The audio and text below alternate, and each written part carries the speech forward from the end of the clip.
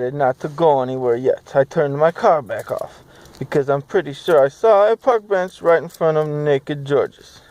So now I'm about to set my second book, Material Ghost, on that park bench any second. See what I wrote inside.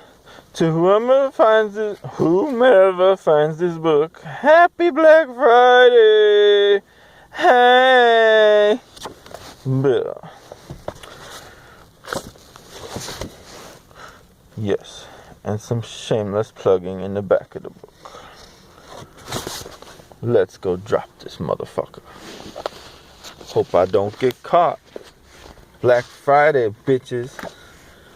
Flood the streets, motherfucker.